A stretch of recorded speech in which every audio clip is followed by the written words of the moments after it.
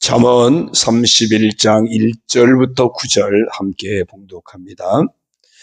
르무엘 왕이 말씀한 바 곧 그의 어머니가 그를 훈계한 잠언이라. 내 아들아, 내가 무엇을 말하랴? 내 태에서 난 아들아, 내가 무엇을 말하랴? 서원대로 얻은 아들아, 내가 무엇을 말하랴? 내 힘을 여자들에게 쓰지 말며 왕들을 멸망시키는 일을 행하지 말지어다. 르무엘아, 포도주를 마시는 것이 왕들에게 마땅하지 아니하고 왕들에게 마땅하지 아니하며 독주를 찾는 것이 주권자들에게 마땅하지 않도다. 술을 마시다가 법을 잊어버리고 모든 곤고한 자들의 송사를 굽게 할까 두려우니라. 독주는 죽게 된 자에게, 포도주는 마음에 근심하는 자에게 줄지어다.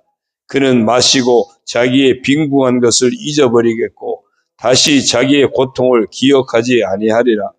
너는 말 못하는 자와 모든 고독한 자의 송사를 위하여 입을 열지니라. 너는 입을 열어 공의로 재판하여 곤고한 자와 궁핍한 자를 신원할지니라. 아멘. 할렐루야. 오늘도 주님과 함께 하시는 복된 하루가 되시길 주님의 이름으로 축원합니다. 오늘 정체성 선포 성경 읽기는 역대상 1장에서 3장입니다. 그 중에 1장 27절을 보니까 아브라함, 곧 아브라함은 조상들이요 라고 표현 말씀이 있습니다.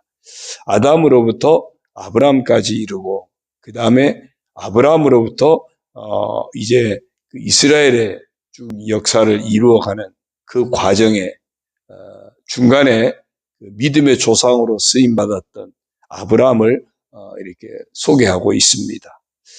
아브라함은 그야말로 하나님 주신 약속을 믿고 그 약속을 반드시 성취하시는 하나님이심을 믿고 흔들림 없이 믿음의 길을 달려갔던 사람입니다. 그래서 우리도 이 아브라함을 보면서 하나님은 반드시 말씀하신 대로 이루신다. 약속은 이루신다. 믿고 우리도 믿음의 길, 달려갈 길을 끝까지 달려가야 할 줄로 믿습니다. 그래서 이렇게 한번 선포합니다. 따라합니다. 나는 약속을 성취하시는 하나님을 믿고 달려갈 길 달려가는 사람이다. 예, 그렇게 달려가시길 바랍니다. 오늘 잠언 31장입니다. 르무엘 왕이 말씀한 바 그랬어요. 이 르무엘은 구체적으로 어떤 왕인지는 정확하게는 알 수 없습니다. 그러나 르무엘이라고 하는 그 이름의 뜻이 하나님을 위한 자, 하나님께 바친 자, 이런 이 의미를 갖고 있습니다. 그러니까 그 뒤에 보면 이제 그 서원대로 얻은 아들이라고 이제 그 어머니가 표현했거든요. 그렇게 보면 아마 그 하나님 앞에 서원해서 하나님이 허락하셨고 그래서 하나님 앞에 온전히 바쳐진 그런 사람이었던 걸로 보여집니다. 그러니까 이 르무엘 왕은 하나님을 알고 있었던 왕이고 자기가 하나님께 바쳐진 인생임을 알고 있었던 그런 어떤 경건한 왕으로 추측이 되어집니다. 그 르무엘 왕이 이제 자기 어머니로부터 그 들었던 훈계, 어머니로부터 어떤 사랑을 가지고 충고했던 그 훈계들을 이렇게 모아서 그것을 이렇게 정리한, 기록한 그런 말씀으로 보여집니다. 2절을 보면요. 내 아들아, 내가 무엇을 말하랴? 내 태에서 난 아들아, 내가 무엇을 말하랴? 서원대로 얻은 아들아, 내가 무엇을 말하랴? 정말 사랑하는 아들을 향해서 또 기도와 서원을 통해서 하나님께로부터 받은 그 자식을 향해서 어떤 애틋한 그런 모습으로 또 함께 혹시나 하는 그런 안타까운 마음을 가지고 어떤 염려하는 마음을 가지고 그 사랑하는 아들에게 권면했던 그런 그 어머니의 마음을 볼 수 있습니다. 어쩌면 여러분 다 부모가 아니십니까? 정말 우리가 부모가 자녀에게 늘 그런 마음이죠. 우리 자녀가 좀 더 믿음으로 살았으면, 좀 더 하나님 뜻대로 살았으면, 세상에서 정말 바르게 살아갔으면, 또 하나님 은혜 안에서 복을 누리는 복된 인생이 되었으면, 그런 마음들이 다 있죠. 그런 마음들이 자녀들에게 정말 사랑으로 잘 표현이 돼야 되고요. 자녀들을 향한 먼저 기도가 이루어져야 되고, 자녀들을 향해서 정말 사랑으로 또 믿음의 본을 보이는 모습으로 자녀들을 사랑으로 품는 그런 우리 부모가 되어야 할 줄로 믿습니다. 자, 그러면서 이제 그 어머니가 했던 교훈들을 쭉 이렇게 소개하는 겁니다. 3절에 보면요. 내 힘을 여자들에게 쓰지 말며 왕들을 멸망시키는 일을 행하지 말지어다. 왕이 나라를 다스려야 되는데, 나라를 어떻게 하면 바르게 잘 다스릴까? 백성들을 어떻게 하면 평안하게 할까? 그래야 하는데, 만약에 왕이 힘이 있다고 해서 자기 권력을 이용해서 그냥 여자들에게 그 힘을 쓴다. 수많은 아내들을 막 맞아서 왕의 권위를 가지고 그렇게 해서 자기의 어떤 쾌락에 만약에 집중한다면 심각하죠. 그리고 백성을, 나라를 평안하게 다스려야 되는데 전쟁만 계속 일으켜서 주변 나라들과 전쟁만 하면서 자기 힘을 과시하려고 그냥 백성들을 군사로 계속 동원하고 이러면은 설사 강력한 군대가 돼서 이웃을 멸망시키고 할지 모르지만 그만큼 많은 백성들이 전쟁에 동원되면서 죽임당하게 될 테고 경제적으로도 어려움 당하고 그럴 수도 있죠. 그래서 왕이 자기 쾌락을 위해서 아니면 자기 어떤 과시욕을 위해서 자기 권력을 지키기 위해서 그렇게 해서 왕이 자기 힘을 쓴다면 그러면 참 그 나라도 불행하고 그 왕도 불행하게 되겠죠. 그러니까 이 르무엘 왕의 어머니가 늘 그 아들 왕에게 계속 그 얘기했던 것 같아요. 그래, 네가 왕으로 힘을 가졌는데 그 힘을 정말 백성들을 위해서 나라를 평안하게 하는 일에 네가 네 힘을 써야 된다. 그 다윗 왕 같은 경우도 정말 백성을 생각하는 거기 먼저 가야 되는데 바세바에게 마음이 뺏기면서 한동안 자신도 백성들도 큰 곤욕을 치르거든요. 그 다윗의 아들 솔로몬 같은 경우는 아내가 얼마나 많았습니까? 후궁이며 첩이며 얼마나 많았습니까?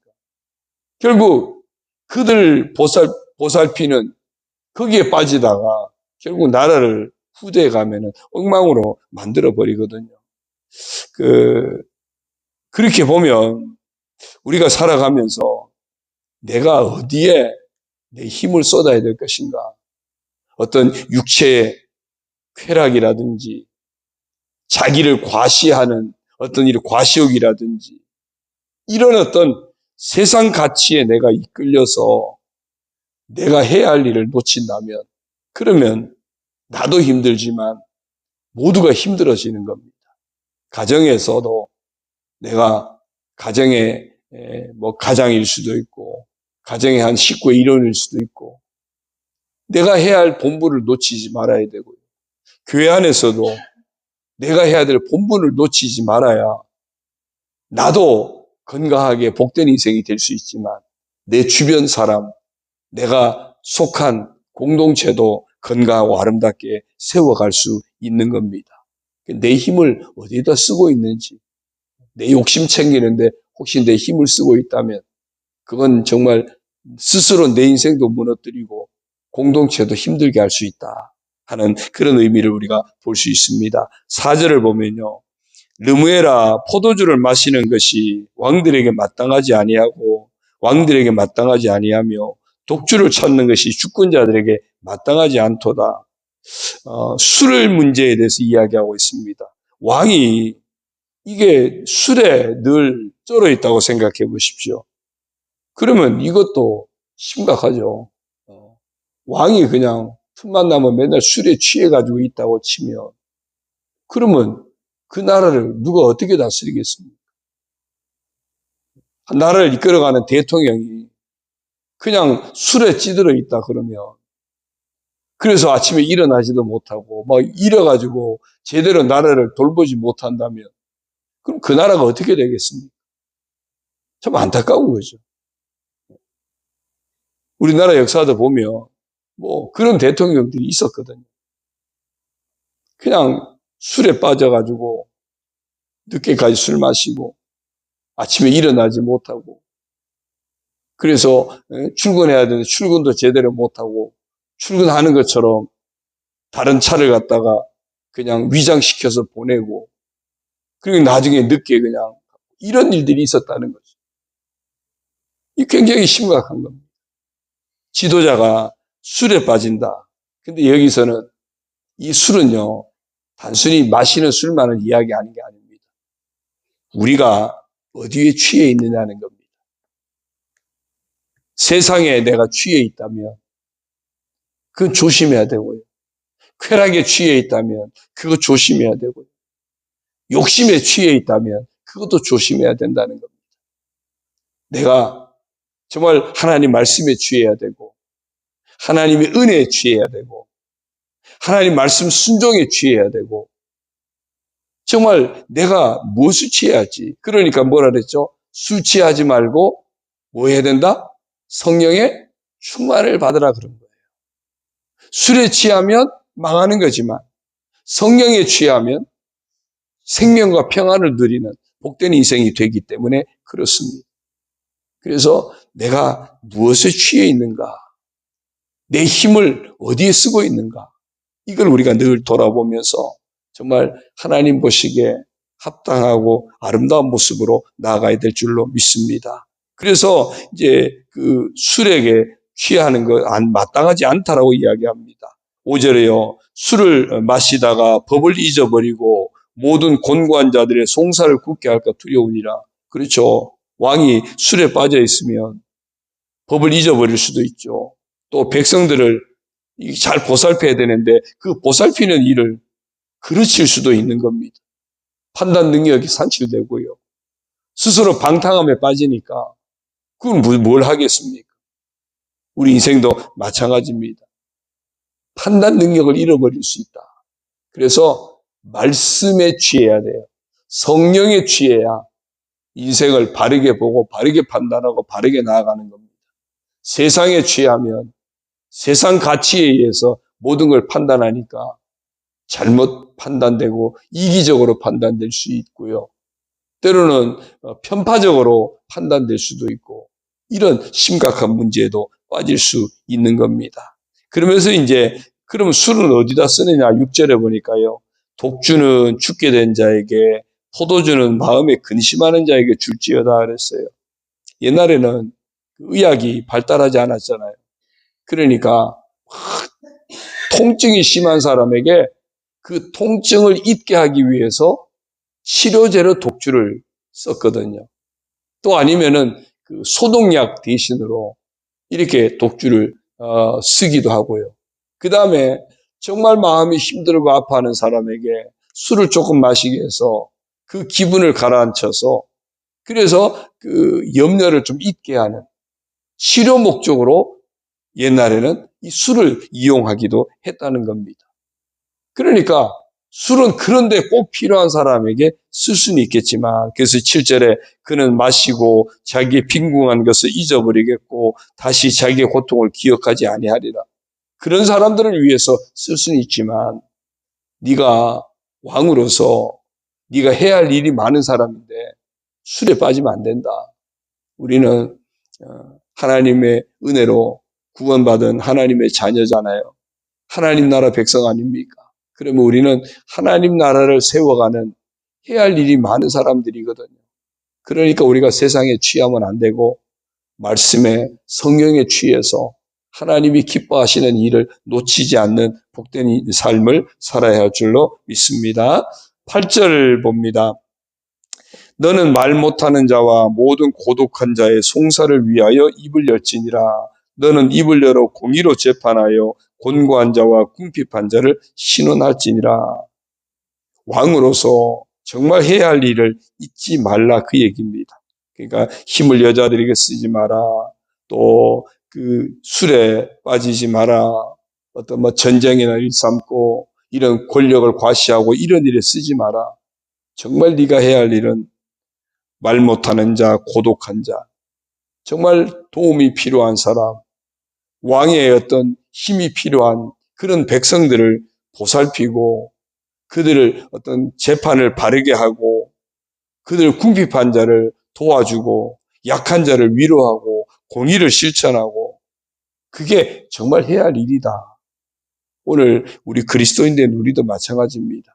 매일매일 살아가면서 내가 하나님의 자녀로서 내가 구원받은 그리스도인으로서 오늘 내가 어떻게 살아가는 것이 바르게 살아가는 일일까?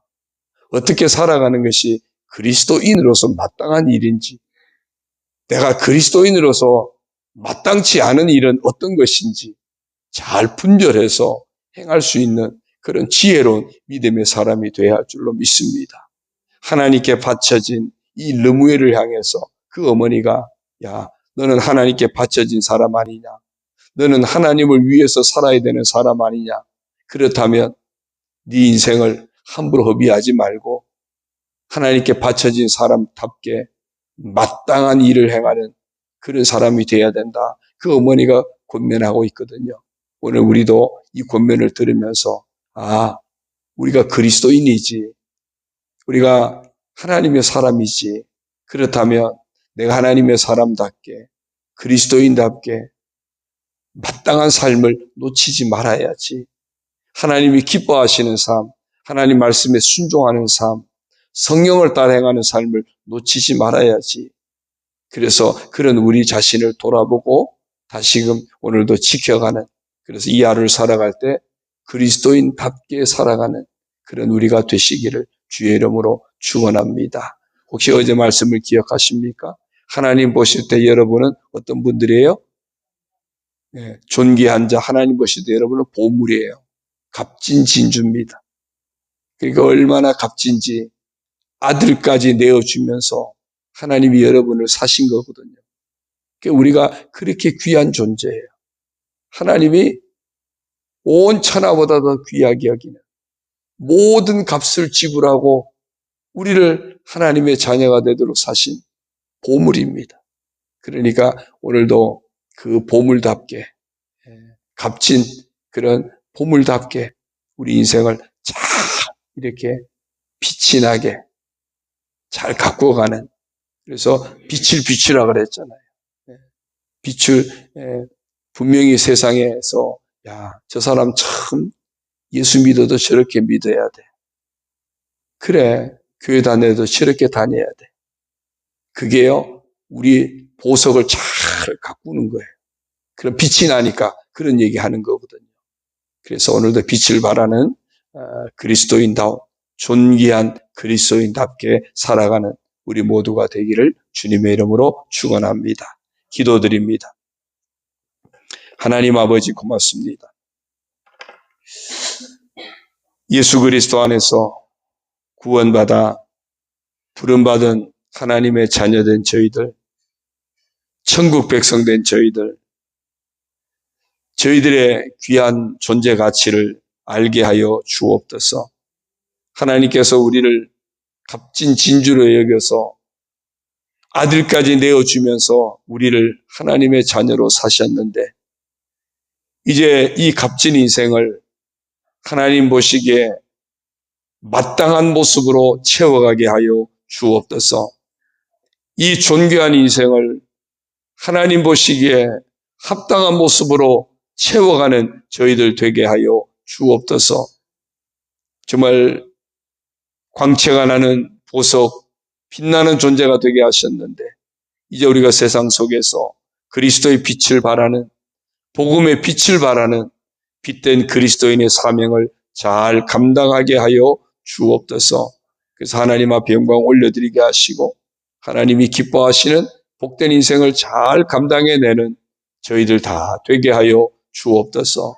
그러기 위해서 말씀으로 충만하게 하시고 성령 충만한 삶을 살아가게 하여 주시고 언제나 아름다운 성령의 열매를 맺으며 빛의 열매를 맺으며 하나님이 기뻐하시는 복된 인생을 살아가는, 정말 하나님이 약속하신 대로 성취하시는 것을 믿고 믿음의 길을 달려갈 수 있는 저희들 다 되게 하여 주옵소서.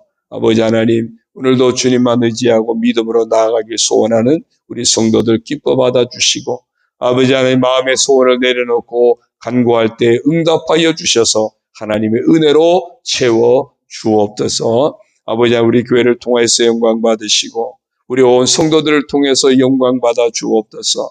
우리 성도들 가정마다 은혜로 채우시고 자녀들을 믿음의 길로 인도하여 주시고 자녀들의 앞길을 복된 그런 길로 인도하여 주시고 가정이 믿음의 가정이 되게 하시고 화목한 가정이 되고 건강한 가정이 될 수 있도록 축복하여 주옵소서.